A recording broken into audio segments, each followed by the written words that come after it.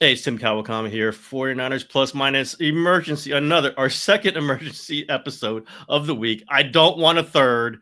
Matt Barrows, my co-host from some other organization I dare not name. Uh, we set the precedent. I was scared when we were doing it for a friggin' receiver, fourth string, fifth string receiver, but we had to do it because it was on top of a show we just did. 49ers get trade for Brian Robinson from Washington, give up a sixth next year. He's a good running back. I think this is a very solid move. I'll start that out.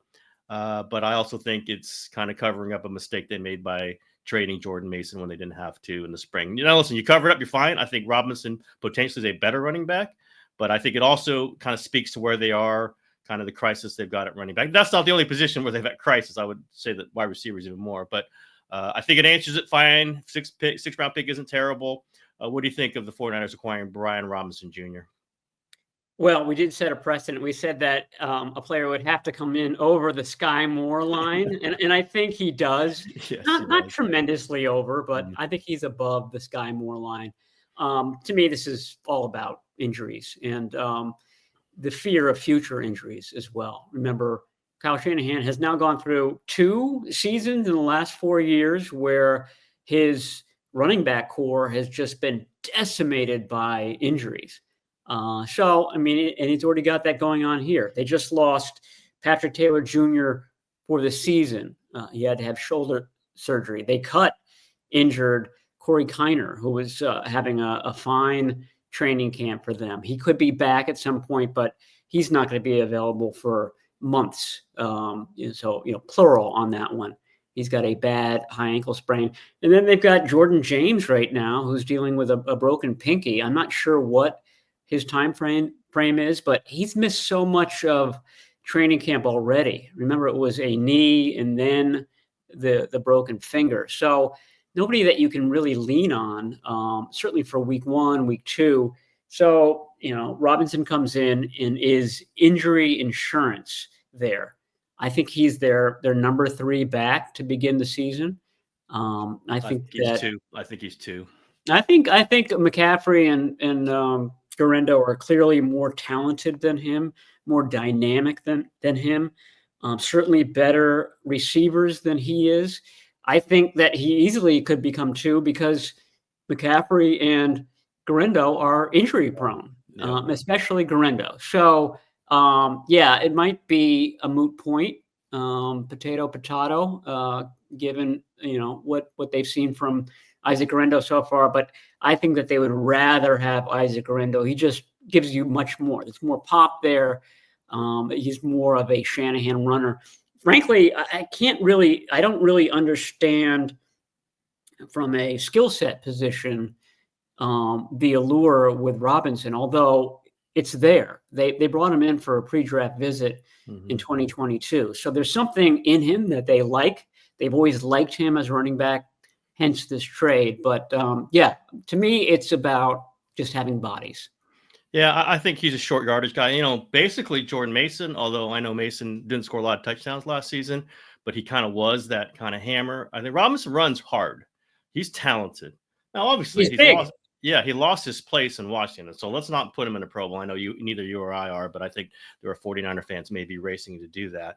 I even saw, some national tweets, and obviously it's coming out of 49ers. Oh, there'll be plenty. They're looking at ways to put him in the backfield with Christian McCaffrey. Shanahan's thought about that in the past. He's kind of done it with Debo at times. It never works. It's his offense is based on a single back or with a fullback and a tight end blocking. It's not 2 running backs doing different things. He needs those blockers. And unless Brian Robinson is an incredible blocker, which is not his skill set, I don't think. I don't see that. I just see him as RB2 or 3. I think this is a sign that they're not sure about Garendo, and I think they're accurate to not be sure about Garendo. He just gets hurt too much. Past injury history is a sure sign about what future injury history could be, and he's been hurt a lot. I know it wasn't his legs this time, but it could be, and I don't know that they can count on him. If Robinson gets up to speed, I can see him being that, third series running back, every third series, kind of the way Mason was being worked into it. We'll see. And maybe he's a really good short yardage. McCaffrey's a great short yardage running back, but I think it does wear him down because those are big hits you take on 3rd and 1, 3rd and 2, and you can absorb it with someone else who might be able to punches it through. Maybe that's one way they save McCaffrey. But I think Jordan Mason was that too. I'll keep saying it. I think maybe they came out okay with this, but they got a couple picks. I understand for Jordan Mason, they're paying less, but he's a guy they knew they could count on. He even in an injury shortened year last year, he ran 150 times, 5.2 yards a carry. Let's see if Robinson can do that.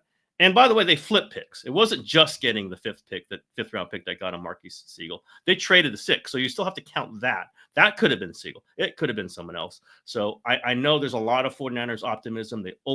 Fans always want to look at the positive side. I think this is an admission that they messed up the Mason thing, in my opinion. And again, they did not have to pay him that money. They could have tried to negotiate a lower salary. They just chose not to save some money because they were counting on Garendo, and they can't count on Garendo. They can't. And Jordan James, I think how many tailbacks are you going to keep on the roster here, Barrows? Maybe 4, but they're not going to dress 4, I wouldn't think. No. So, James is either going to make the 53 and get deactivated, or he's going to go on IR. And I guess he's going on IR because you need that spot for other places, I think. They do need that spot. I mean, I think that they would love to go deeper on their lines, O-line and D-line than they normally do. It's a good question. I don't really know the timing of the Jordan James finger injury. He's been out there doing a lot. Again, just like Garendo, who had the shoulder injury, you're able to do lower body stuff and sort of stay in shape so that it's not so jolting when you come back. So I don't know how long it's going to be. My point with him is that he's already missed a lot of the summer. He's not going to play in the preseason. You just can't rely on a rookie back who's coming into the season that way. So I think that's, at the very least, I think that Jordan James is one of your inactives to begin the season, or you're right. He might start out on an injury list. The problem with that, starting a guy out on IR, is that you only have 8 of those to use. In the 49ers, you could already, make an argument for Kevin Givens, for, Jordan Watkins, for a number of guys to do that. You start running out of that option pretty soon. So, and they've done that, right? They've run out of the moves a couple years ago, right? They just ran out of moves. Yeah, they made a lot of moves early on, and they just had none left in December when they absolutely could have used those moves. So, it'll be interesting. They can bring guys up from the practice squad. I was wondering about Jeff Wilson Jr., whether he could make the practice squad. He'd be somebody that they'd be very comfortable to kind of bring up on an as-need basis.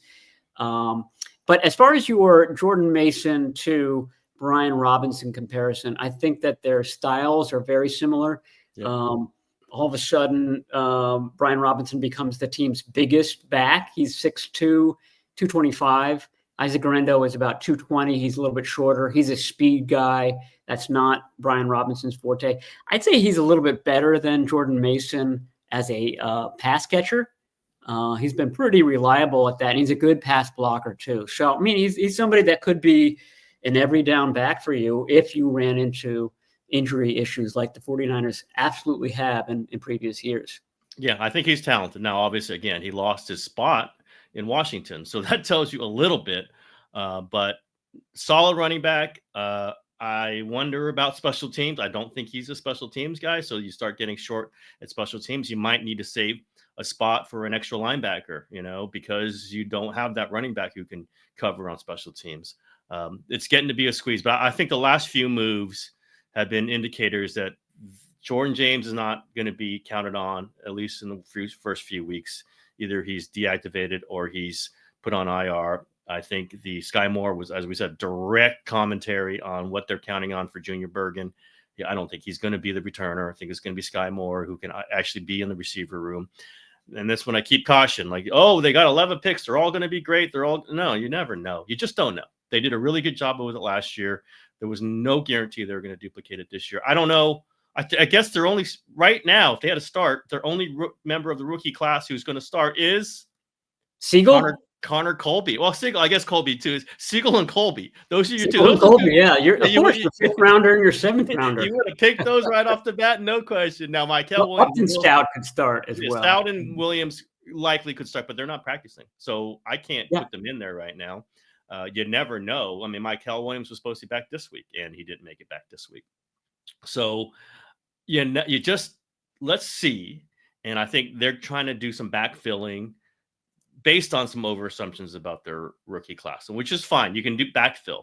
Sometimes you hit it right, and sometimes Tashawn Gibson, I keep bringing that one up several years ago. They just signed him right about now, right in that year, and he goes right in. He's their starting safety basically the whole season. Wasn't a great starting safety, but he was better than what they had. Brian Robinson is likely better than what they had. We'll see about Sky Moore being better than Junior Bergen or whatever else they could have had. I understand it. They are giving up some picks here now, right? They gave up a pick for Sky Moore in 2027, but still a pick. They're giving up a pick for Brian Robinson. Like, these are things that, even if you're not going to get a great player at 6, although every 49er fan tells me every single 6th-round pick is great. Also, you don't have that arsenal to trade for someone else with that 6th-round pick. And sometimes those guys, that's what they go for. So let's just remember this. But I think Brian Robinson's a talented guy. I think, do you think it's any indication of them being a little worried about McCaffrey holding up the whole season? Yeah, I mean, they are. I mean, they have to be after last season. I mean, I don't think that there's any issue right now whatsoever. I think McCaffrey looks really good. But it's a 17-game season. I mean, even in this 2023 year, there were a little hiccups here and there. He's gonna miss a game or two, likely. So yeah, I mean, he's approaching 30. You always have to worry about that. This is insurance. I do like your point about special teams. That third running back, if there's a third running back in uniform on game day, he has to play special teams. And to Jordan Mason's credit, he made himself into a core special teamer early on. That's what put him over Tyrion Davis-Price, 3rd-round pick, the same year that Mason came in. Mason made himself, a indispensable guy, a guy that you needed to have in uniform on game day.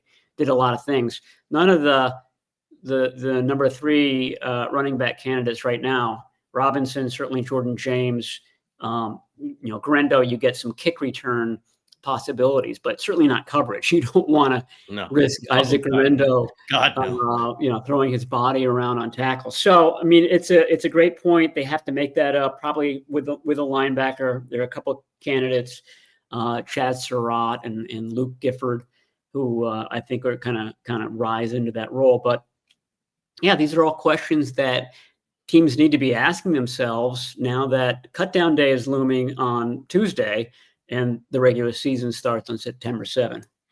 If we start seeing Keyshawn Vaughn making some special teams plays on Saturday, it's going to make me underline his name, because I look at that stuff and do they really want to?